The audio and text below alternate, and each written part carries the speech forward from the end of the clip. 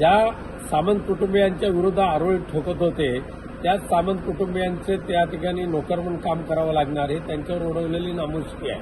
पण नारायण राणेंवरती वारंवार ते टीका करायचे, त्यानंतर तुमच्यावरती टीका करत होते. जेव्हा पराभव झाल्यानंतर तुमच्यावरती टीका केली आणि आज असं पत्रात म्हटलंय की मी माझ्या पराभवाची जबाबदारी स्वीकारतोय. त्यांना कुठेतरी भगवंताने सद्बुद्धी दिली म्हणून ते त्या पत्रामध्ये लिहिलं आहे. पण नारायण राणेंवर टीका करायचा अधिकार, नैतिक अधिकार राजन साळवींना नाही.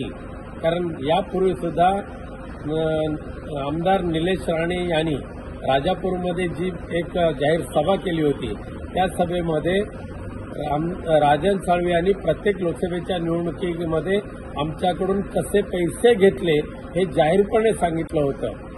त्यामुळे नारायण राणेंवर टीका करण्याचा त्यांना अधिकार नाहीये. आम्हाला फार त्याच्यामध्ये काय नवल नाही वाटली, पण कीव करावीशी वाटते राजन साळवींची. पराभवाच्या विधानसभेमध्ये पराभव झाल्यानंतर दुसऱ्या दिवशीपासून त्यांनी अनेक बैठका घेतल्या. त्या प्रत्येक बैठकीमध्ये आपल्याला भाजपमध्ये जायचं आहे, देवेंद्र फडणवीस साहेब आम्हाला हे देणार ते देणार असं सांगत होते. त्या भाजपाला सोडून आता त्यांना शिंदे गटामध्ये जावं लागतंय. हे त्यांचं दुर्दैव आहे. खोदा पहाड निकला चुआ तशा पद्धतीची परिस्थिती झालेली आहे.